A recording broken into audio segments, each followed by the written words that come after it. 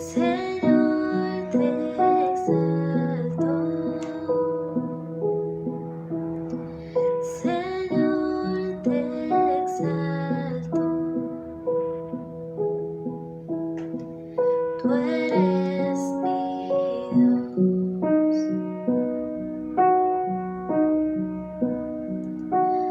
mi protección, libertador, mi escudo eres tú, mi amigo fiel, el Salvador, Santísimo.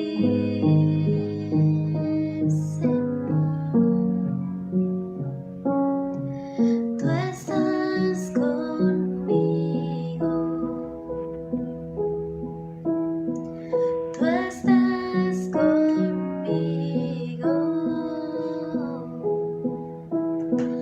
tú estás conmigo, no temeré.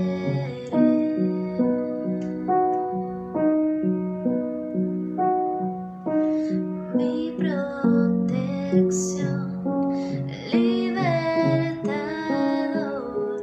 mi escudo eres tú, mi amigo y rey, el Salvador, Santísimo.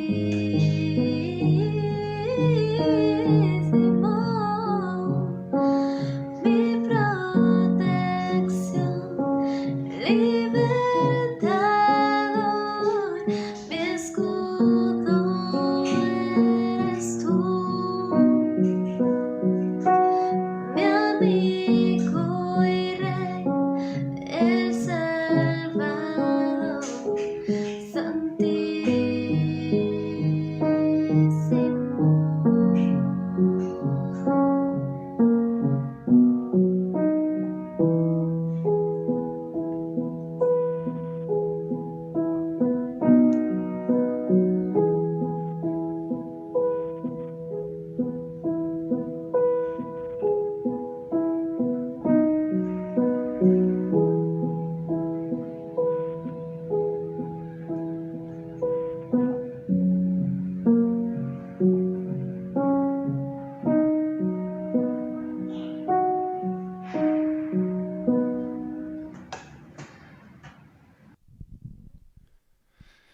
Buenas noches, iglesia, qué bueno estar con ustedes en esta noche, una vez más en nuestro tiempo de servicio, saludando a todas las personas que se han conectado, vía Belkis, vía Alexandra, vía Héctor, vía Naya, a todos los que están allí, qué bueno tenerlos y esperando que este tiempo sea de bendición, bueno, y como entre dos sentimientos, ¿verdad? Uno tranquilo porque acaba de ver las noticias y parece que todo está tranquilo en Bogotá. En Bogotá hay ciudades como Neiva y Barranquilla, creo que sí han tenido disturbios.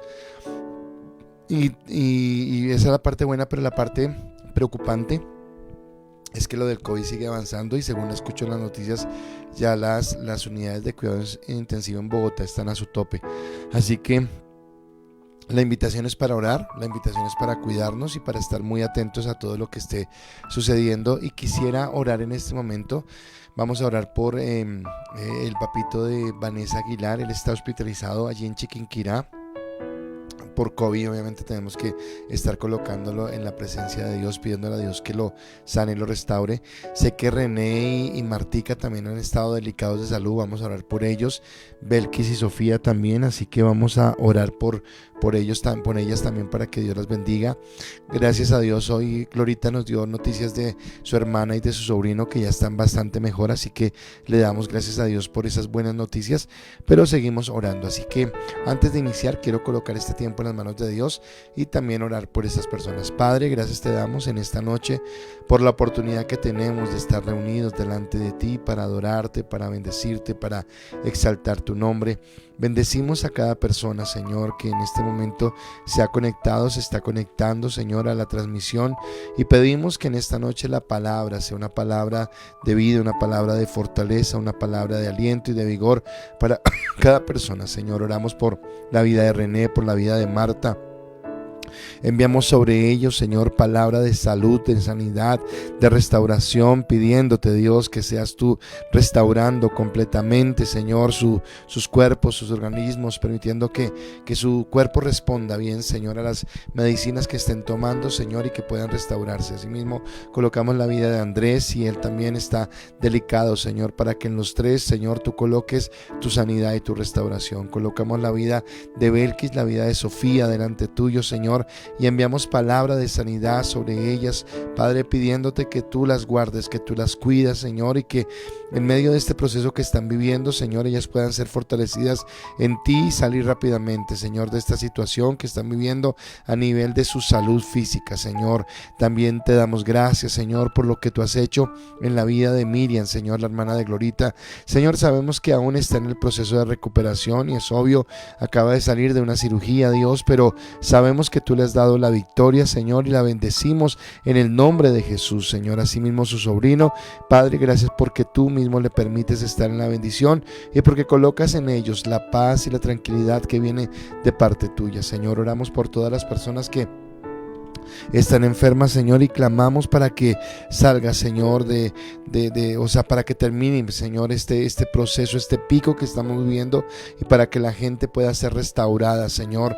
Trae paz y trae bendición, Dios. Gracias te damos por la paz que hay en Bogotá, y te pedimos que tú sigas manteniendo esa paz a lo largo de toda la noche, Señor, y que no permitas, Señor, que personas con malos, Señor, sentimientos y malas planes, Señor, en contra de la ciudad, Señor, puedan ejecutarlos. Asimismo, guarda todo el país, toda la nación, Señor, en tu cobertura y en tu bendición, en el nombre de Cristo Jesús. A ti te adoramos, a ti te bendecimos, a ti te exaltamos, Señor, y ahora colocamos este tiempo de palabra en tus manos para que seas tú mismo ministrando nuestras vidas conforme a tus riquezas en gloria, en Cristo Jesús. Amén y amén. Bueno, saludando a todas las personas que están allí en este momento, saludándonos y esperando que sea un tiempo muy, muy especial. Y bueno, esta mañana, no sé cuántos pudieron ver el video, pero estuvimos orando. No fue la cantidad de gente que hubiéramos querido, pero tal vez también fue por la premura, o sea, se avisó sobre muy el tiempo, pero sé que en Cali también hicieron ese tiempo de oración, y tristemente eso sí no lo registraron los noticieros, pero hubo una buena afluencia en Cali, y acá en Bogotá estuvimos un buen tiempo también, de 7 de la mañana a 9 de la mañana, y pudimos interceder, pudimos orar, pudimos clamar a Dios, pero también de pronto mirando las cosas que se habían alrededor y cosas con las que hablé con los pastores que estábamos allí. Hoy quiero comentarle o participar de cosas de esas de las que nos enteramos, para que nosotros entendamos de qué manera estamos orando y qué es lo que tenemos que hacer, ¿de acuerdo? Y hoy el título de la enseñanza es Mi deber frente a la autoridad. Mi deber. Ayer hablábamos de la actitud que queremos tener frente a la autoridad, y hoy vamos a hablar de el deber que tenemos frente a la autoridad. Y les recuerdo que todo lo que estamos hablando no es solamente porque el pastor está hablando de esto porque tiene que ver con lo que está sucediendo, sino porque tiene que ver con el estudio que nosotros hemos venido realizando acerca de la carta de los Romanos. Y a mí me impresiona porque tal vez los primeros 11 capítulos fueron como repetitivos para algunos, tal vez como que bueno y no había nada, pero y lo entendimos en el amor, pero cuando ya entramos a mirar lo que significa, y entonces yo esta tarde le pedía tal vez perdón a Dios porque sí, tal vez a veces nos limitamos solamente a hablar de las cosas buenas que tiene el evangelio en cuanto a que Dios nos cuida, nos bendice y todo esto, pero se nos olvida entender que ahora somos personas que actuamos y pensamos diferentes, y obviamente si no se nos enseña de qué manera según la palabra tenemos que actuar, pues va a ser muy complicado cambiar nuestro aspecto, nuestra posición, nuestro pensamiento, y es todo lo que hemos venido hablando. Así que necesariamente necesitamos renovar nuestro pensamiento Y en medio de las dificultades y situaciones que estamos viviendo a nivel de Colombia, la palabra parece que persistiera en insistirnos en cuanto a la responsabilidad que tenemos frente al Estado, al lugar que ocupamos, y es bien desafiante. Y hoy antes de empezar los puntos a desarrollar, es más, en los puntos a desarrollar me va a demorar de pronto muy poquito, pero estoy invirtiendo más tiempo en recordarle algunas bases de las cosas que hemos visto. Así que antes de iniciar la enseñanza como tal de Romanos capítulo 13, versículos 6 y 7 que nos corresponden en esta noche, yo quiero como que volver a sentar algunos aspectos para que sean básicos y que tienen que ver con la mentalidad. Ahora, he estado documentándome mucho, no quiero hablarles nada de lo que me parece a mí, yo pienso, yo creo. Todo lo que les estoy hablando es acerca de la palabra y acerca de lo que Dios quiere.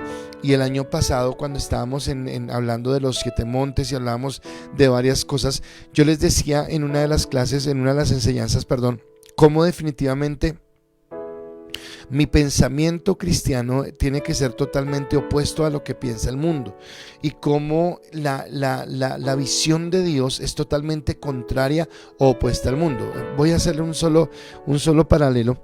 Hoy en la Plaza de Bolívar jamás había tenido la oportunidad de estar como dirigiendo ese tiempo de oración, primera cosa, pero también jamás había tenido la oportunidad. Yo he estado en algunos tiempos de oración en la Plaza de Bolívar, pero nunca había tenido la oportunidad de arrodillarme, y hoy en 2 ocasiones nos arrodillamos en esa plaza. Y cuando yo estaba arrodillado, venían muchas imágenes a mi cabeza de lo que ha sucedido en ese punto.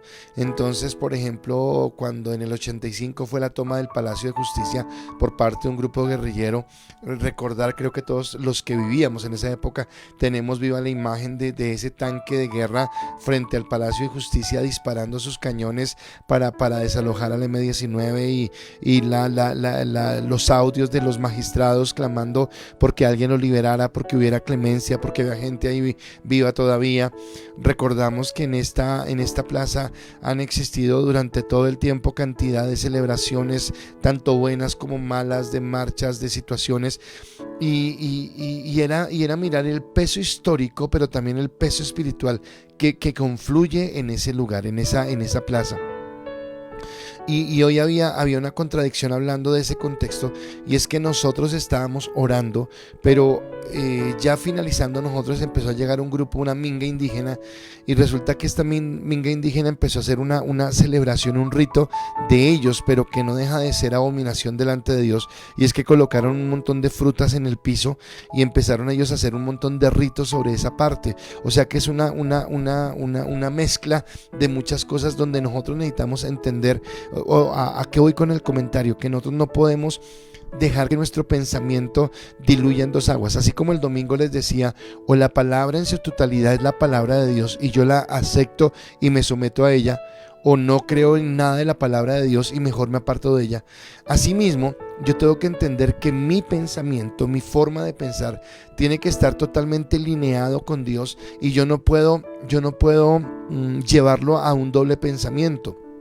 Y esta semana en especial estamos hablando de aquellas cosas que parece que no quisiéramos escuchar y de las cosas que son más difíciles, y también tiene que ver con un adoctrinamiento. Entonces hay más allá de las justicias o injusticias, más allá de las cosas bien hechas o mal hechas que el gobierno, que la policía, que los marchistas hayan hecho, resulta que generamos ese ambiente donde los unos son los buenos y los otros son los enemigos. Tenía la oportunidad de ir con Santiago esta mañana a la marcha, íbamos con Héctor también, y Santiago en un momento determinado lo dijo, y lo dijo honestamente, o sea, no lo dijo inventándolo ni nada, sino lo dijo porque era su percepción. Dijo, a mí sí me da miedo ver al ESMAD, porque yo sí siento que ellos son malos, que son tal cosa. Y entonces yo le dije, no tenga temor, porque no estamos haciendo nada malo. Y de aposta lo hice de adrede, pues lo quería hacer, pero lo hice de adrede también para que Santiago lo viera. Fue que en el camino de donde nos dejó el bus a la Plaza de Bolívar, nos encontramos varias veces con policías, no sé si eran del ESMAD o no, pero mi actitud era acercarme donde estaban ellos, les decía, muy buenos días, estamos orando por ustedes, y era mirar la actitud que ellos tenían de gracias, necesitamos oración, o sea, como como no eran los ogros, no eran los malos, sino estaban ahí cumpliendo su deber.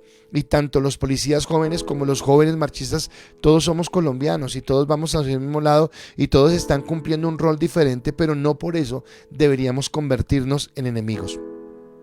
Siempre digo, no voy a hablar tanto porque necesito, pero resulta que yo empiezo a hablar y me pego las inspiradas y se me olvida de que el tiempo corre. Entonces, lo primero que quiero sustentar sobre lo que es la autoridad, según lo que la palabra nos ha enseñado, es que toda autoridad proviene de Dios, sin importar que esa autoridad sea buena o mala. Por lo tanto, debemos sujetarnos a ellas por obediencia al Señor. ¿Quién lo dice? ¿El pastor? No, no lo digo yo, lo dice la palabra. Toda la autoridad proviene de Dios. Romanos capítulo 13 versículo 1 dice: sométase en toda persona a las autoridades superiores, porque no hay autoridad sino de parte de Dios, y las que hay por Dios han sido establecidas. Déjeme hacer un paralelo de este versículo con otro que conocemos. Honra a tu padre y a tu madre. Y siempre que explicamos este versículo decimos, y no importa que su papá sea bueno o sea malo, no importa que su mamá sea buena o sea mala, la palabra dice que debemos honrarlos. Bueno, acá creo que es el mismo, se aplica el mismo concepto. Tenemos que someternos a las autoridades. Ahora, pero entonces la pregunta lógica, la pregunta de nuestra razón, lo que nos grita es, bueno, y si Dios permite, Dios puede, o sea, Dios, ¿por qué permite las autoridades malas si son de Él? Y entonces mi segundo punto, yo quiero entender que Dios permite aún usar una autoridad dictatorial o injusta por varias razones. Y quiero detenerme un momentico acá. O sea, Dios puede usar una mala autoridad porque hay algunas razones para hacerlo. Y tal vez el domingo hablábamos de cómo las autoridades, todas las autoridades son colocadas por Dios. No hay una sola donde Dios se haya escachado, donde Dios se haya perdido el control, no, si yo pienso en eso, ya Dios perdió el control de todo. Dios no ha perdido el control absolutamente de nada. Y entonces, si Dios lo permite, entonces yo tengo que entender varias cosas sobre eso. Primero, aunque Dios permite que un gobierno malo pueda gobernar, no quiere decir que Dios sea el que levantó ese gobierno malo. No que lo levantó, sino el que hizo que ese gobierno sea malo. Más bien es la expresión. Dios nos hizo a nosotros como hombres a su imagen y semejanza, y sabemos que el pecado entró en el hombre. Eso lo vimos en el desarrollo de la doctrina de Pablo. Entonces, por lo tanto, todos estábamos apartados de la bondad de Dios, de la misericordia de Dios. Bueno, cuando yo pienso en autoridad, pues obviamente si la autoridad no tiene a Dios, pues también va a estar mal. Y Jesús mismo dijo en Marcos capítulo 10 versículo 42: mas Jesús, llamándolo, les dijo: sabéis que los que son tenidos por gobernantes de las naciones se enseñorean de ellos, y sus grandes ejercen sobre ellos potestad. O sea, que está hablando Jesús y está diciendo que él mismo, como Dios, está reconociendo que los gobernantes se enseñorean, que los gobernantes ejercen potestad. Él mismo lo está reconociendo. ¿De acuerdo? Entonces no es algo que a Dios lo esté tomando por sorpresa. El segundo aspecto, o ya empezar a mirar, partiendo de esto, de que los gobiernos son malos porque están con una ausencia de Dios en el corazón, porque no tienen a Dios en el corazón. Entonces podríamos pensar, ¿por qué llegamos a gobiernos malos? ¿Por qué Venezuela llegó al gobierno que tiene? ¿Por qué en Corea del Norte tienen esa dictadura? ¿Por qué en países, por ejemplo, como la India, yo no sé si usted se ha detenido a pensar en esto, donde tienen tanta idolatría a tantos dioses, supuestamente ellos, que todo convierten en el dios, la vaca, el mono, el mico, todo es un dios? ¿Por qué Dios permite esto? Y resulta que yo lo tengo que mirar desde la Biblia. Y es, por ejemplo, cuando Daniel y sus amigos fueron llevados cautivos a Babilonia. El motivo por el cual fueron cautivos y por los cuales fueron llevados a Babilonia, siendo el pueblo de Dios, fue porque ellos desobedecieron la autoridad de Dios. Fue porque ellos se fueron en contra de Dios, y Dios necesitaba tener con ellos una disciplina, necesitaba mostrarles algo diferente. Y dice en Daniel capítulo 1 versículo 1 y 2, y lo deja claro, dice: en el año tercero del reinado de Joacín, rey de Judá, vino Nabucodonosor, rey de Babilonia, a Jerusalén y la sitió. Y el Señor entregó en sus manos a Joacín, rey de Judá, y parte de los utensilios de la casa de Dios, y los trajo a la tierra de Sinar, a la casa del Dios, y lo colocó los utensilios en la casa del tesoro de su Dios. O sea, está hablando con minúscula. O sea que Babilonia está ejerciendo cierto juicio de Dios sobre Israel al venir a invadirla. Y Babilonia no la invade porque sea un gran pueblo, porque sea más fuerte, no, simplemente porque Dios se la entregó en sus manos. Los judíos empezaron a estar bajo un régimen tirano porque Dios lo permitió. ¿Y por qué lo permitió? Porque en el corazón de los judíos había arrogancia, había dureza y se habían apartado de Dios. Otra razón por la cual Dios puede permitir un gobierno que no sea correcto, que no sea como el que nosotros quisiéramos, es por el cumplimiento de un propósito divino. Entonces, nosotros conocemos cómo pasa un montón de cosas. Lo que le pasa a José, a mí me ha pasado en mi vida, y yo no sé si usted tiene de pronto un tiempo bueno, un buen tiempo largo con el Señor y lo puede entender. Hay cosas que a veces usted no entiende por qué están sucediendo, pero al final lo entiende. Es como cuando usted mira un cuadro muy de cerca y usted solamente ve una parte del cuadro, pero cuando usted se va alejando del cuadro, usted va viendo más cosas. Usted, espere, ya entiendo, ya veo el gran bosque de lo que está sucediendo. Entonces con José pasa lo mismo, porque José dice que le tienen bronca a sus hermanos y que es vendido y todo lo que usted conoce, y uno podría decir es una tragedia tenaz lo que le ha pasado a José, es una situación difícil. Pero resulta que cuando el faraón tiene los sueños que tiene y cuando José puede interpretarlos, suceden dos cosas. No solamente es que José le puede interpretar el sueño al faraón y puede colocarse en el lugar de gobernancia para que él sepa cómo administrar los recursos económicos del país.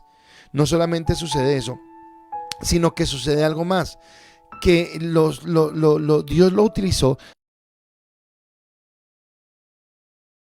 tan con esa posibilidad de tener ese resguardo, ese cuidado. Es más, cuando usted lee esta historia completa, usted sabrá que en los años de escasez, hablando de un tema que voy a hablar en un momentico, los tributos, los impuestos que colocó el faraón, hizo que todo fuera de faraón. O sea, la gente tuvo que entregarle su casa, su tierra, todo. O sea, solamente ¿cómo se llama esto? Por preservar su vida, porque la hambruna fue muy fuerte. Y resulta que cuando José se descubre a sus hermanos, el texto es más largo, solamente escogí un versículo, pero cuando José se descubre a sus hermanos, le dice en Génesis 45:5: ahora pues, no os entristezcáis, ni os pese el haberme vendido acá, porque para preservación de la vida me envió Dios delante de vosotros. Para preservación de la vida. Hay problemas con el video, pero tranquilo, usted me está escuchando, así que sigamos, ya estamos mirando eso. ¿De acuerdo? Así que ¿para qué fue? Para preservación de la vida. José fue enviado por Dios. Y acá me surgía algo esta mañana o esta tarde cuando estaba preparando el mensaje, y es que uno de los errores también que hemos cometido al enseñar el evangelio no es solamente no enseñar lo que nos corresponde ahora como hijos de Dios, sino enseñar un evangelio muy rosa, muy lindo. Dios nos quiere, Dios nos ama, Dios nos va a bendecir, nadie nos va a tocar, nadie nos va a hacer nada malo. Y resulta que no, que en la vida cristiana vamos a tener que afrontar situaciones difíciles, vamos a tener que afrontar situaciones adversas, que cuando yo veo Hechos de los Apóstoles, pues resulta que esto no era un color de rosas, y leo la historia de José, al final es bueno, pero no nos olvidemos de los 20 y tantos años que vivió en el proceso, y leer la historia de Daniel en cuanto a las cosas buenas que le pasaron es chévere, pero no olvidemos que fue lanzado al foso de los leones, o que sus amigos fueron lanzados al horno de fuego. Leer la vida de Nehemías es muy chévere cuando todo al final sale bien, pero tuvo persecución. O sea, la vida cristiana en sí misma es como la vida normal, tiene momentos difíciles y necesitamos aprender a afrontarlos, y este momento histórico que estamos viviendo como iglesia también tenemos que colocar nuestra posición en Dios. Así que Dios puede permitir una situación difícil porque hemos desobedecido o porque tiene un propósito. O la tercera que yo tengo es por la manifestación del poder de Dios en medio de la adversidad. Entonces esa manifestación yo la veo acá cuando listo, los judíos están en Babilonia, pero ya pasó Babilonia, el Medo Persa y todo esto, y ellos pueden regresar, pero hay una parte que queda con la historia de Esther, quedan en un rey, con el rey Asuero, ¿de acuerdo?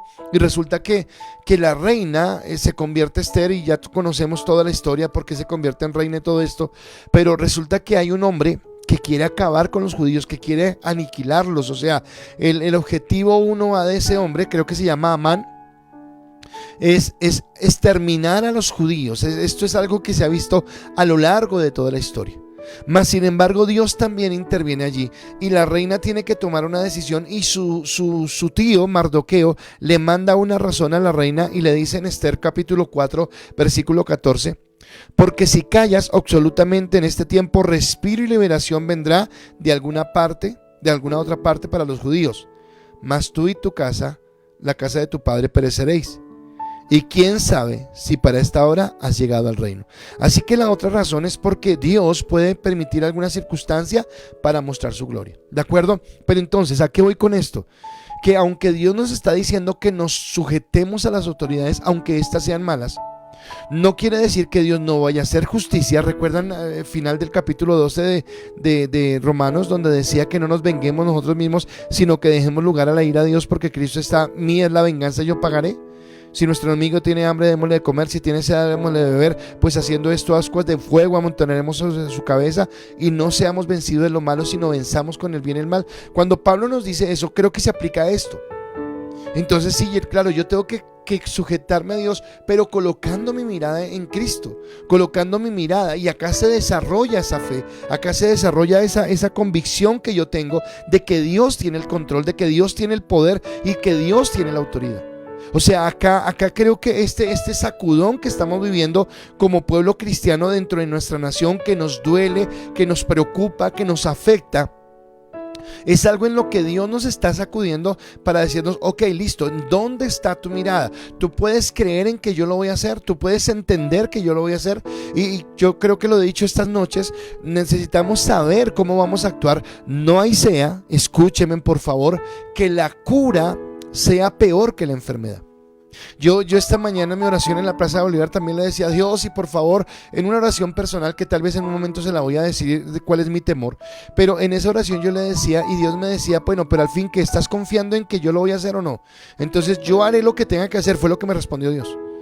Y yo, ok Dios, ok, yo haré lo que tenga que hacer. Pero me preocupa, yo no quiero que Dios tenga que hacer cosas porque nosotros las propiciemos, porque no hagamos nada como iglesia, porque no tengamos un corazón arrepentido, porque no entendamos realmente lo que está sucediendo. Entonces, en ese segundo aspecto de que Dios utiliza las autoridades malas para hacer cosas buenas, bueno, en primer lugar porque puede ser que estemos colocándonos bajo una autoridad mala porque Dios está tratando con nosotros, o porque Él tenga un propósito que no podamos entender hoy, pero que está en su plan eterno, o la otra porque quiera manifestar la gloria de Él. Pero entonces nuestra responsabilidad, su responsabilidad como cristiano y mi responsabilidad como cristiano, es someternos a ella, porque al hacerlo nos sometemos a Dios. O sea, simplemente si yo me someto a una autoridad que ha sido colocada, yo dije el domingo algo, y yo dije, por ejemplo, cuando hay una mala autoridad en una iglesia, listo, tal vez en la iglesia sea más sencillo salirme de una cobertura e irme para otra. Pero ¿qué hablamos cuando en el trabajo? Tal vez tengo una autoridad en el trabajo, tengo una autoridad en el estudio, y bueno, es fácil de pronto decir: ok, me salgo de esa cobertura y me voy a otra cobertura. Ok, listo, digamos que en esos dos casos podría yo decir o pensarlo. Pero ¿qué pasa cuando esa mala autoridad es su papá o su mamá? ¿O qué pasa cuando esa autoridad mala es su esposo? ¿O qué pasa cuando esa mala autoridad es su gobierno? Resulta que hay cosas donde usted no puede cambiar tan fácil, sino tiene que seguir adelante. O sea, necesitamos luchar, necesitamos guerrear. Y esa guerra la entendemos desde la parte espiritual, la entendemos desde lo que Dios nos ha dado. Cómo yo guerreo para que en mi casa haya equidad, para que mis padres o para que mi esposo, si hay una mala autoridad. Cómo oro yo, o cómo, de qué manera peleo para que en mi país, en mi nación, las autoridades estén conforme a lo que Dios quiere, pero entendiendo que son autoridades de Dios. Mi cuarto punto, no mi último sino mi cuarto punto, es que y no hay una forma de mostrar nuestro inconformismo frente a las injusticias. Sería una pregunta, ¿no hay otra forma? Bueno, cada uno de los hombres y mujeres que yo he hablado, Esther, Daniel, José, el mismo Moisés, David en algún momento determinado con la autoridad de Saúl, todas estas personas resulta que vivieron circunstancias difíciles y circunstancias donde el asunto era realmente de matanza total. O sea, no es como hoy escuchamos, nos están matando, pues no, o sea, sí, yo sé que hay violencia en el Cauca, yo sé que hay un montón de cosas, pero hay muchas cosas que se mueven que usted y yo no conocemos. Hay narcotráfico, hay ¿cómo se llama esto? Bandas criminales, así que es un mundo difícil, o sea, no es sencillo. Pero tanto como que nos están matando a todos, que era lo que... No es verdad. Estamos viviendo situaciones, pero acá en los que vivieron, Pablo los sentenciaron a muerte, los discípulos fueron muertos, ¿cómo se llama esto? Como mártires. Juan no murió de muerte de asesinado, sino murió de muerte natural, pero resulta que murió después de haber sido castigado a ser bañado con aceite hirviendo y de estar exiliado en una isla llamada Pasmos. Así que no fue tan sencillo. Otros personajes vivieron situaciones difíciles, pero ellos encontraron en la oración su mejor arma. Entonces yo la pregunta que tengo es: ¿estás orando por lo que está sucediendo? ¿Estás realmente clamándole a Dios por lo que está pasando? ¿Has orado por la situación, pero ahora entiendes los planes de fondo del enemigo y en realidad entiendes lo que está pasando? Ahora, yo quiero por favor y que me entiendan. Lo que está pasando en Colombia no es algo que jamás había pasado en otro lugar del mundo y ahora nos tocó a nosotros. Yo le explicaba esta mañana a Santiago, y hay algo que se llama, algo molecular se llama, y es cómo vamos desgastando las instituciones, cómo vamos generando un malestar, un odio en el pueblo, vamos generando para que se genere todo esto que está sucediendo. Pasó en Argentina, pasó en Venezuela, pasó en Chile, en otros lugares, en otros países está sucediendo. Fue el mismo esquema de lo que sucedió en Estados Unidos hace poquito cuando se metieron al Capitolio, que era alguna imagen que usted y yo jamás habíamos pensado ver. De pronto sí, la corrupción, la policía matando, bueno, y todo lo que sucede, pero jamás pensamos que personas llegaran al Capitolio, a meterse en el Capitolio. Pero todo esto tiene que ver con un plan maligno para desestabilizar las instituciones. Ahora, hablándolo humanamente, tiene que ver con situaciones que tienen que ver con ese conflicto de intereses y de querer gobernar para mi beneficio, ¿de acuerdo? ¿Por qué Cali está como está? Porque resulta que si usted mira abajito de Cali está Popayán, está el Valle del Cauca y todo esto, y esa violencia ha sido generalizada durante mucho tiempo allí, pero no es una violencia solamente por el abandono de Estado. Sí, claro, tiene que ver el Estado allí, pero es porque también hay mucho cultivo de cocaína, hay mucho dinero de por medio, todo lo que deja el narcotráfico. Para ninguno, entonces es un secreto que las autoridades de Venezuela tienen que ver con el narcotráfico. Las peleas que están viendo ahorita en Venezuela con el ELN no es porque se metió la guerra, no, es porque están peleando, es por el control de todo ese tipo de cosas, y usted y yo no lo entendemos, pero en todo caso vamos y deterioramos más las situaciones. Así que acá Dios quiere que nosotros oremos, que nosotros clamemos, que nosotros entendamos que nuestra posición es la de clamar y la de buscar la institucionalidad. Entonces, ¿siempre debo obedecer la autoridad? Sí, siempre y cuando esa autoridad no me obligue a hacer algo que esté en contra de los principios de Dios o me prohíba hacer algo que Dios quiere que yo haga. Eso ya lo explicamos. Y puedo apelar, puedo denunciar, puedo desobedecer, pero siempre en el principio de Dios, siempre en lo que Dios ha establecido. Así que antes de seguirnos quejando de las autoridades, que de pronto entendemos que no debemos tocarlo, debemos mirar la actitud de la nación frente a la autoridad. Y creo que era lo que yo les decía. Y jóvenes, se lo digo porque yo también fui joven.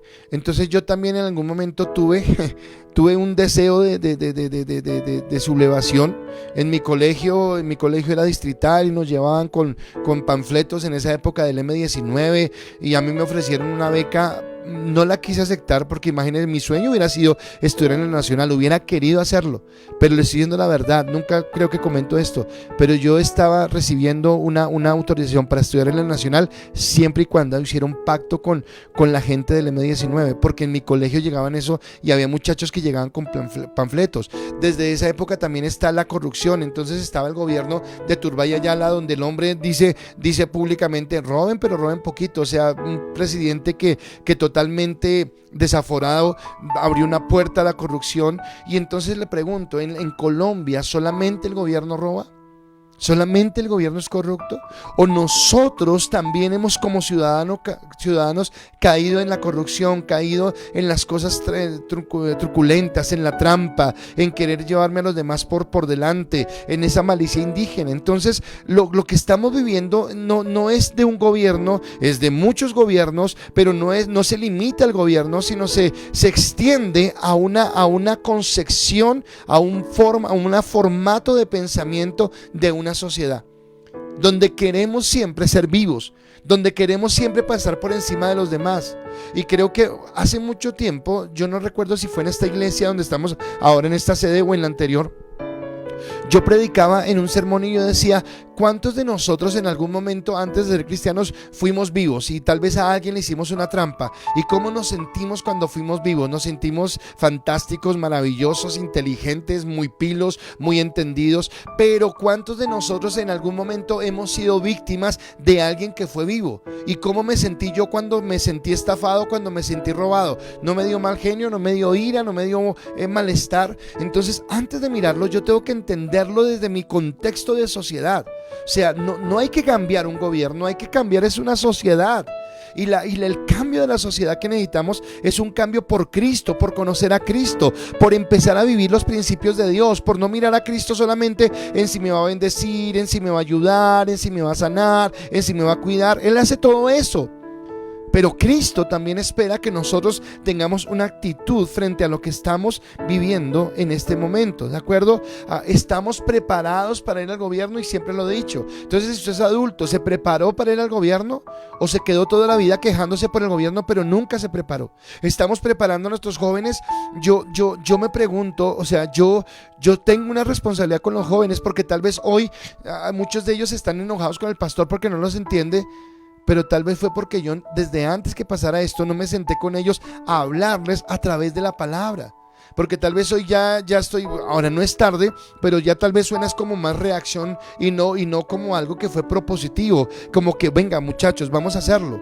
Creo que con Angie lo hice cuando fue a entrar a la universidad, le dije, y no era hablando de estos temas, sino hablando de su concepción de Dios, y le dije: pilas, porque usted va a entrar a la universidad y le van a decir esto y esto de Dios, pero Dios es real, y alcanzó a tener su crisis. Así que estamos hablando de un mundo que continuamente está influenciando la mentalidad de nuestros jóvenes, de nosotros mismos, con respecto a cuánto tiempo le estamos dedicando a la palabra, cuánto tiempo le estamos dedicando a lo que Dios quiere. En ese mismo concepto, déjeme agregar algo. Hoy algo que veía es que hay brujería, que hay hechicería. Eso lo veíamos hoy en la Plaza de Bolívar. Y entonces, si usted pudiera averiguar cuánta brujería y santería y hechicería hubo en Venezuela antes de llegar a lo que se llegó. Yo no sé si usted sepa, pero Hugo Chávez era un tipo súper santero, súper de la cultura del ocultismo allí, de cubano y todo esto, del haitiano. Cuánto en otros lugares lo ha habido, y acá en Colombia también hay. Y escuchaba un documental, y es que este documental que escuchaba no era de un cristiano, se lo aseguro. No se lo doy porque es que yo no quiero fomentarlo en las redes sociales, pero trato de mirar lo que veo. Y este documental no era de un cristiano, pero decía que ese mal que se quiere extender por toda Latinoamérica, en Colombia solamente, bueno, hay 2-3 cosas que lo han impedido. Primero, que de pronto nosotros tenemos una herida abierta todavía con todo lo que pasó con la guerrilla. Y por lo menos, no sé si a usted le pasa, pero cuando yo veo a este señor Santrich salir en el noticiero que dicen y se ofrece recompensa por este señor, yo digo, pero ¿cómo? Si lo tenían, ¿por qué le dejaron ir? O sea, ¿qué sucedió? ¿De acuerdo? Entonces hay una herida muy fuerte. Pero en segundo lugar, hay una iglesia que ora, hay una iglesia que clama, hay una iglesia que entiende que no podemos ser desestabilizados en lo que Dios quiere. Pero aquí necesitamos la oración, porque escúcheme, como yo lo dije con la doctora Claudia López, si ella sale alcaldesa, yo tengo que sujetarme. Y entonces estamos listos para colocar nuestros destinos en alguien que no tenga temor de Dios, por probar a ver cómo nos va. Porque soy el primero que le digo, si eso sucediera, nos toca sujetarnos. Ay, pastor, nos toca sujetarnos, porque si no, no tendría cabida lo que yo le estoy explicando. Porque entonces la Biblia se aplica para todo, no se aplica para todo. Entonces tendría que sujetarme yo a ese gobierno y ya no nos quedaría más que orar y clamar y pedirle a Dios que Él fuera el que hiciera justicia, y ya no nos meteríamos solamente porque la palabra nos lo dice, sino tal vez porque habría una ley del terror, una ley de situaciones difíciles. Así que yo quiero que usted lo mire. Ahora, me llama la atención lo que le respondió Dios a Samuel cuando el pueblo le pidió un rey, y Samuel dijo: ¿cómo así que nos van a pedir rey?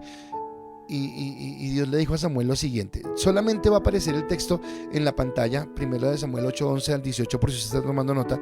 No lo coloqué porque es muy largo, pero dice esto: dijo pues: así hará el rey que reinare sobre vosotros. Fue lo que le dijo Dios que le dijera a Samuel, que le avisara al pueblo. Tomará vuestros hijos y los pondrá en sus carros y en su gente a caballo, para que corran delante de su carro. Y nombrará para sí jefes de miles y jefes de 50. Los pondrá a sí mismo a que aren sus campos y sieguen sus mieses, y a que hagan sus armas de guerra y los pertrechos de sus carros. Tomará también a vuestras hijas para que sean perfumadoras, cocineras, amasadoras. Asimismo tomará lo mejor de vuestras tierras, de vuestras viñas y de vuestros olivares, y los dará a sus siervos. Diezmará vuestro grano y de vuestras viñas para dar a sus oficiales y a sus siervos. Tomará a vuestros siervos y vuestras siervas y vuestros mejores jóvenes y vuestros asnos, y con ellos hará sus obras. Diezmará también vuestros rebaños, y seréis sus siervos, y clamaréis aquel día a causa de vuestro rey que os habréis elegido, mas Jehová no responderá aquel día. O sea, Dios les está diciendo: ustedes me van a pedir un rey, se van a arrepentir, pero bueno, si quieren rey yo les voy a dar, pero después me van a pedir de malas. Ya ustedes me lo pidieron, no hay nada que hacer. Y es cuando Israel entra en una monarquía, y el primer rey es Saúl. Y 4 cosas que le está diciendo Dios ahí al pueblo: van a reclutar a sus hijos para el servicio del rey, impondrán tributos sobre sus cosechas y sobre sus rebaños, se apropiarán de lo mejor de sus animales y de sus siervos, está diciendo. Y lo último, impondrán limitaciones sobre sus libertades personales. Eso es lo que pasa cuando vivimos en una autoridad. Eso es lo que pasa cuando vivimos en un estado. Eso es lo que pasa. Nosotros tenemos que sujetarnos a un estado, porque el estado está generando ciertas normas de conducta para que haya una estabilidad. Ahora, esto parece un panorama desalentador, porque si tenemos autoridades que no tienen el temor de Dios, entonces ¿qué vamos a hacer? Porque parece muy triste. Pero bueno, resulta que es mejor esto a un panorama de anarquía. Y resulta que la Biblia también lo presenta, y yo no quiero leerlo porque ya es muy largo. Si usted puede hoy, léase Jueces capítulo 17 al capítulo 21, pero es doloroso leer esto, porque dice en el versículo, en Jueces 17:6 dice: en aquellos días no había rey en Israel, y cada uno hacía lo que bien le parecía. Ahora, léase capítulo 17 al capítulo 21 de Jueces. Estamos hablando del pueblo de Dios. Y miren cómo el hacer lo que cada uno le parecía hizo que cometieran infamias, inmoralidades, asesinatos, que se levantaran uno contra el otro. O sea que necesitamos la autoridad. La autoridad viene de Dios y no es de lo que yo pienso de acuerdo. No, es la autoridad que viene de parte de Dios. Ahora, con todo lo que les he dicho ahora sí le dije que la parte de la introducción era más larga. Voy rápido con lo que tiene Dios para hoy, porque es un tema bien álgido. Romanos capítulo 13, versículos 6 al 7, en mis deberes frente al Estado dice: pues por esto pagáis también los tributos, porque son servidores de Dios, que atienden continuamente a esto mismo. Pagad a todos los que debáis: al que tributo, tributo; al que impuesto, impuesto; al que respeto, respeto; al que honra, honra. Nada que hacer. Dios nos dice que hay que pagar impuestos. Me llama la atención, y acá yo quiero hacer un reconocimiento porque me sirve para el testimonio, y ese reconocimiento es a Giovanni Di Betta, porque ustedes lo ven así como que no, pero el hombre entiende la palabra y sé que tiene un corazón, él, su esposa y sus hijos, para amar a Dios, y él está entendiéndolo. Y resulta que él en un momento determinado en su casa estaba con un dilema sobre unos impuestos, porque no tenía cómo hacerlo. Y a mí me impactó que Giovanni no llamó al pastor, no pidió consejería, nada. Giovanni oró a Dios y le dijo: Señor, dime qué debo hacer con respecto a esto, porque debo unos impuestos y no sé qué hacer. Y él se arrodilló y abrió su Biblia, y el Señor le dio este texto. Y a mí me impacta porque Giovanni no pensó, no se puso, no justificó, no, él hizo: ok, si tú lo dices, y fue y los pagó. Y yo sé que Dios los va a honrar por eso, yo sé que Dios los va a bendecir por eso, porque tuvo una actitud de sujeción. Y esa obediencia es la que Dios quiere que nosotros lleguemos a tener en nuestra vida. Ahora, los impuestos son una responsabilidad que se debe cumplir. Ese es mi primer punto. Los impuestos, una responsabilidad que se debe cumplir. O sea, no me está diciendo si me parece o no me parece, si estoy de acuerdo o no estoy de acuerdo. Me dice que los impuestos son una responsabilidad que debo cumplir. Y antes de pensar en el gobierno, pensemos en nosotros si somos leales. ¿Hemos sido leales 100% con nuestros impuestos? Pagamos lo que tenemos que pagar, el predial de la casa, el impuesto del carro, el IVA, facturamos siempre con el IVA lo que tenemos que hacer. Ay, no, pastor, porque no sé qué, ¿por qué no? Porque tiene que ver con nuestra mentalidad. Tiene que ver con nuestra mentalidad que siempre estamos pidiendo, pero no queremos que nos pidan, que nos exijan, ¿de acuerdo? Ahora, el hacer parte de una sociedad nos obliga al pago de impuestos. Eso es lo que dijo Dios a Samuel, es lo que nos están diciendo. El hacer parte de una sociedad implica el pago de impuestos. Y generalmente los impuestos son los ingresos, son sobre los ingresos y son sobre las propiedades. O sea, lo que usted gana, sobre eso le cobran impuestos. Tiene propiedades, sobre eso le cobran impuestos, ¿de acuerdo? Ahora, sin embargo, abarca todo gasto oneroso que tenga el Estado. O sea, el Estado entonces nos piden valorizaciones, entonces nos piden para una cosa, entonces el 4 por mil, y sí, claro, no nos gusta, pero el Señor nos pide que lo hagamos. Ahora, Jesús nos enseñó que debíamos pagar impuestos, y Jesús lo enseñó en un lugar donde el imperio era romano. Y yo no sé si usted me ha escuchado hablar, pero los publicanos cobraban los impuestos, pero ellos excedían, ellos cobraban más que los impuestos. Y yo no veo a un Jesús diciendo: y nos vamos a revolucionar acá y no vamos a pagar. Mateo capítulo 22, versículo 17 al 21 dice la palabra: dinos pues, ¿qué te parece?, le preguntaron a Jesús. ¿Es lícito dar tributo a César o no? Pregunta directa, esto no tiene una explicación mayor. Pero Jesús, conociendo la malicia de ellos, les dijo: ¿por qué me tentáis, hipócritas?, les dijo. Mostradme la moneda del tributo. Y ellos le presentaron un denario. Entonces le dijo: ¿de quién es esta imagen y la inscripción? Y él les dijo: de César. Y él les dijo: da pues a César lo que es de César, y a Dios lo que es de Dios. Así que está hablando de la actitud que tuvo Cristo frente a eso.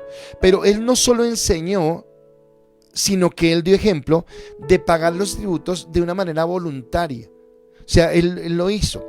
A las personas con las que yo les enseño de finanzas, que son bastantes, yo siempre les digo que en nuestros rublos de pagos tenemos que saber qué tenemos que pagar, y yo no tengo que esperar. Bueno, y por favor, cristianos, yo quiero decirles algo. Cuando a usted le prestan, usted no espere a que alguien le esté diciendo: ¿qué hubo? ¿Pero qué hubo? Oiga, no. Usted sabe que debe. Pague, porque hace parte de su testimonio, hace parte de su honestidad. Pague las facturas, pague el impuesto, pague las cosas. No busque la manera, porque no es de eso. O sea, se trata de nuestra integridad como hijos de Dios. Se trata, o sea, no es solamente que prediquemos bonito, sino que seamos honestos. En la iglesia pagamos el impuesto que tenemos que pagar, y lo pagamos rigurosamente, y no estamos preguntando: ¿será que sí? ¿Será que no? ¿Será que si hacemos esto? No, hay que pagarlo, pagamos. Y muchas veces estamos colgados de esta situación. Gracias a Dios, le damos la gloria a Dios porque Él la ha sostenido, pero no es que estemos, ha habido situaciones fuertes, pero Dios ha respaldado, ha bendecido. Pero creo que tiene que ver también con la actitud de ser honestos. En el caso personal mío, yo tengo las fechas, yo sé cuándo tengo que pagar el impuesto de la casa, el impuesto de no sé qué, el impuesto y demás, y siempre estamos allí pendientes de hacerlo. No necesitamos que alguien nos diga o que nos digan hasta el último cobro. No, tenemos que hacerlo. Y cuando usted se acostumbra a manejar un presupuesto, usted lo va a poder hacer y lo va a entender de esa manera, porque es lo que Dios nos está hablando de cómo debemos hacerlo. Así que Jesús no solamente nos enseñó que debemos hacerlo, sino que nos enseñó la forma voluntaria.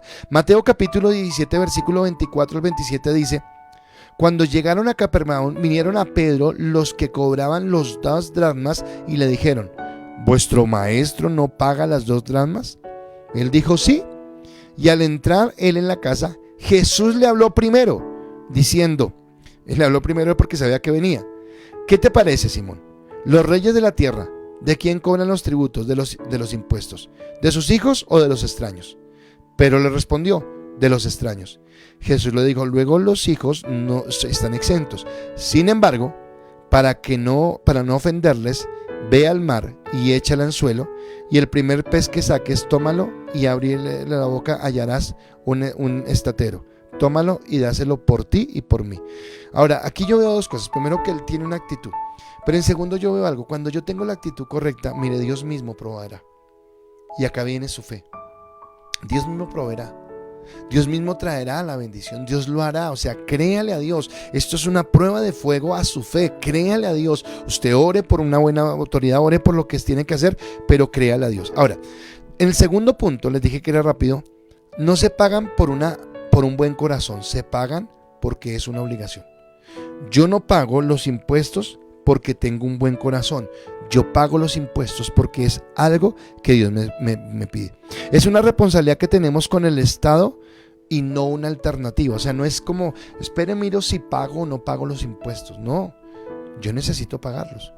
No lo hago por esto, pero solamente se lo digo. Yo no necesito que alguien me recuerde que yo debo pagar impuestos, diezmo. Yo doy mi diezmo. Y sé que mi esposa me está escuchando en esto y le tuve que enseñar a ella, pero recién casados, ella manejó las finanzas y dijo, no alcanzo para los diezmos. Yo le dije, qué pena, primero sacamos los diezmos, y tuvimos una pelea. Ese día nos peleamos como pareja y me tocó a mí ejercer mi autoridad como sacerdote de la casa. Le dije, mira, te puedes enojar, puedes hacer lo que quieras, pero primero es Dios.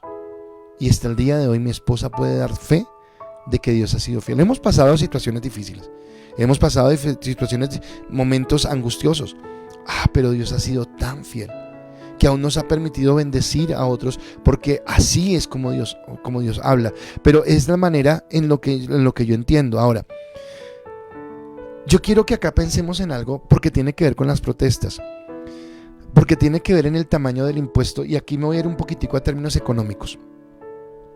O el Estado es más pequeño para pagar menos impuestos y hacemos que la dinámica de la economía funcione, o hacemos el Estado más grande y nos vemos obligados a pagar más impuestos. ¿A qué me refiero? Que cuando nosotros, y yo sí tengo que decirlo, creo que los venezolanos que me están viendo lo van a entender mucho mejor.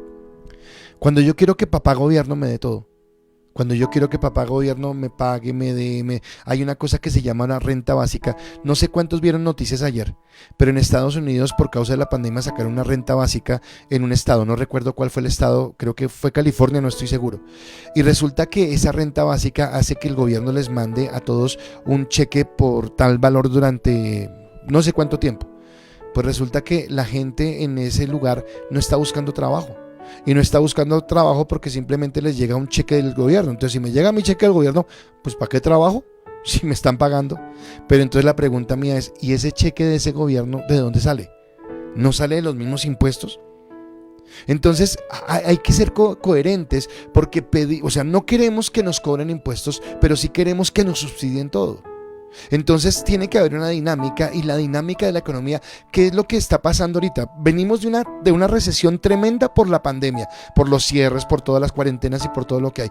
Y ahora cerramos las ciudades, cerramos el transporte, no hay comercio. Cali está sin gasolina, está sin mercado, está sin nada, solamente tránsito. Oiga, es tremendo cómo se vive. Hoy yo le decía a Mateo hace un momento, me impactó. Yo, no siempre monto en Transmilenio, pero hoy monto en Transmilenio.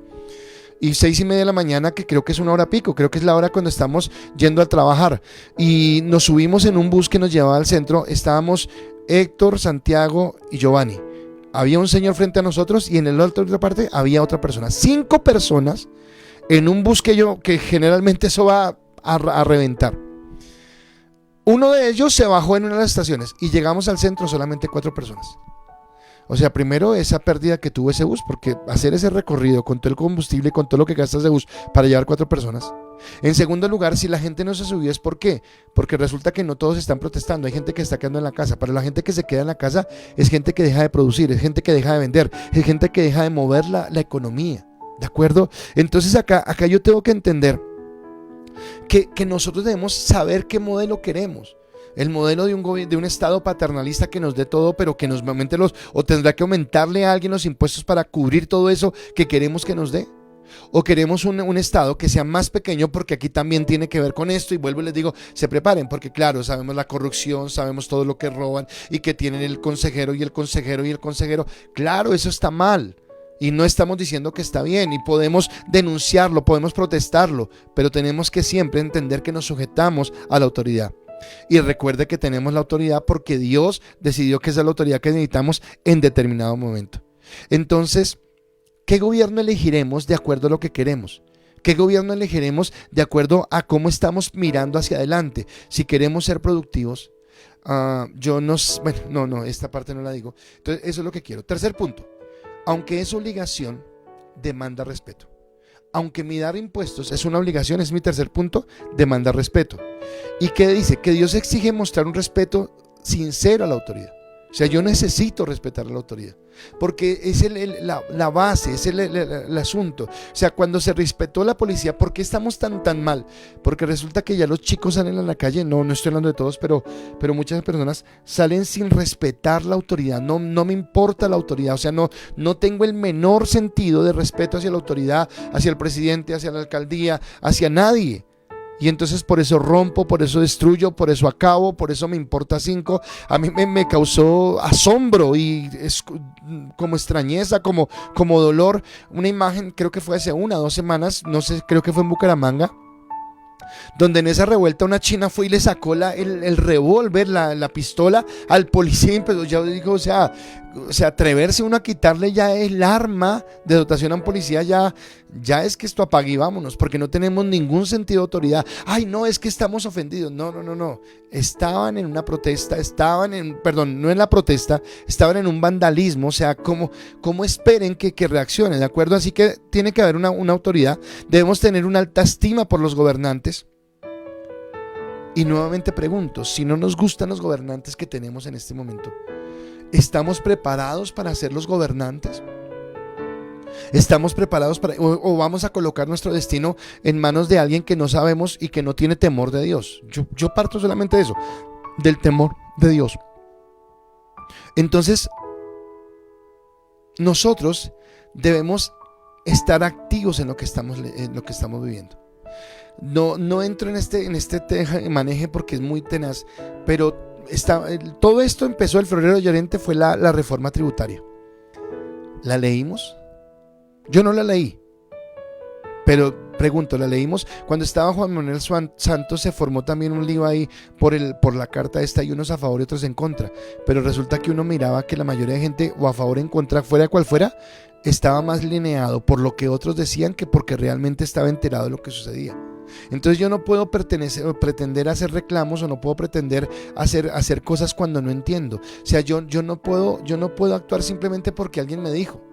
Entonces, porque alguien me dijo, entonces ya yo lo creí. No, tenemos la capacidad de leer, de investigar y de ir hacia adelante. Entonces termino como siempre con mis máximas.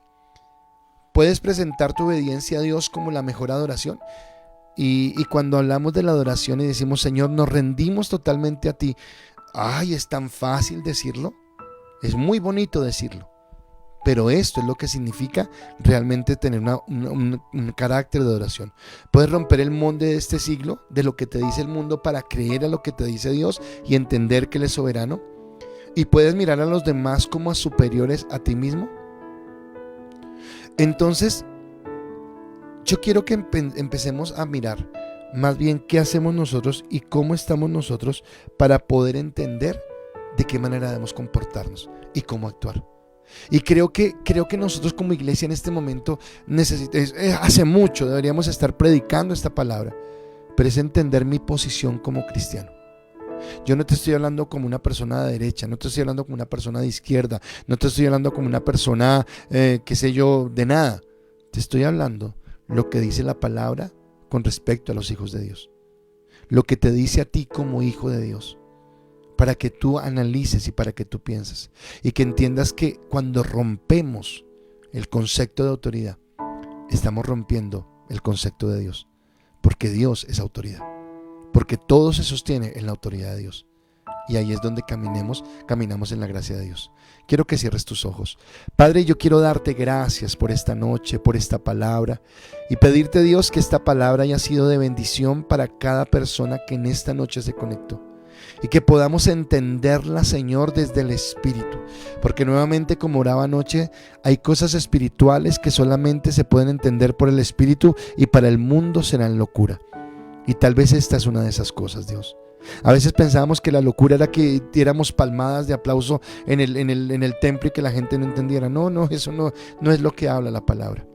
Es entender mi comportamiento, es entender cómo alineo mis pensamientos a Cristo y cómo entiendo que me he negado a mí mismo por obedecer tu palabra y por caminar en lo que tú quieres. Nos duele Colombia y nos duele todo lo que está sucediendo. Y pedimos que no haya más corrupción, más injusticia social, más muertes ni asesinatos, ni de un lado ni del otro, Señor. Pero permítenos entender primeramente nuestra posición, lo que tú demandas de nosotros y cuál es el lugar que nosotros ocupamos en todo este contexto. ¿Cómo nos podemos preparar, Señor? ¿Cómo somos hombres y mujeres, jóvenes, adultos, ancianos, matrimonios, Señor, adolescentes, que clamemos y oremos por esta nación? Y podamos entender, Señor, que estamos llamados a tener una actitud y un pensamiento diferente, Señor. Que estamos llamados, Señor, a ser gestores, Señor, de paz. A ser realmente esos agentes de cambio, Señor. Pero de cambio en cuanto a la palabra, en cuanto a mi posición, en cuanto a lo que tú demandas, Dios. Yo bendigo cada persona, bendigo cada vida que está escuchando, Señor, en esta noche, esta transmisión. Veo mucha gente conectada y no sé cuántas familias allí atrás, Señor. Pero yo te pido que esta palabra, Señor, venga ungida por ti, Dios. Que no sea mi pensamiento, que no sea mi parecer, sino que sea tu palabra. Por eso la hemos sustentado con los versículos, con la palabra, Señor, que tú nos has dado, Señor. Permítenos mirarte a ti, Señor, y entender en ti que tenemos la respuesta y que tenemos la forma de entender algo diferente. A ti te damos toda la gloria, a ti te damos toda la honra y a ti todo el reconocimiento por los siglos de los siglos. Amén y amén. Iglesia, gracias por estar allí. Entonces quiero pedirles, como siempre, sus comentarios son muy importantes para nosotros, saber cómo recibe la palabra, cómo está. También decirle algo bien importante para todos, no es solamente para los jóvenes, para todos. Si usted quiere aprender de gobierno a partir de la Biblia, está esa escuela que nos van a dar 21 y 22 de mayo, escuela de gobierno a partir de la palabra. ¿Cuál es nuestra posición a partir de la palabra para que podamos entender? Porque en una hora es muy difícil explicar todo esto, ¿de acuerdo? Así que los invito. Gracias por sus diezmos, por sus ofrendas, las personas que lo han hecho. Los bendigo sus casas. Gracias por su lealtad, por su fidelidad. Y les invito a que lo sigan haciendo porque es lo que nos permite seguir adelante. Tenemos responsabilidades que cumplir, así que gracias por hacerlo y por permitirnos estar en esa bendición, ¿de acuerdo? Mañana, varones, no se pierdan, 5 de la mañana, madruguen, 5 de la mañana, bien chévere, un tiempo muy especial. Ya está todo listo, preparado para que mañana usted a las 5 pueda estar conectado con nosotros en nuestra oración. Usted recibió hoy la invitación, así que por favor no la echen en saco roto. Y mañana en la noche tenemos nuestras chicas en casa, sábado y domingo, viernes y sábado, nuestros grupos de influencia para que estemos muy conectados. Y el domingo presencial, ya voy a hablar con Lucy, con Olguita para que limpiemos el formulario, lo tengamos listo. Y el viernes en la mañana les envío el formulario para que nos podamos. El domingo todavía tenemos un servicio, hasta que no veamos que ya es necesario abrir el segundo, entonces no lo vamos a hacer. Así que este domingo los espero. Tremenda palabra este domingo, tremenda palabra, no se la pierda. Así que para todos ustedes un saludo muy especial, una invitación a seguir orando por nuestra nación, a seguir orando por Colombia y a seguir formando nuestro pensamiento en lo que Dios quiere. Iglesia amada, les amo con todo mi corazón.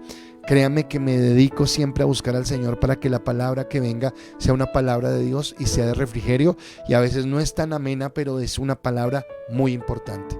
Dios los bendiga y que tengan una feliz noche. Que descansen.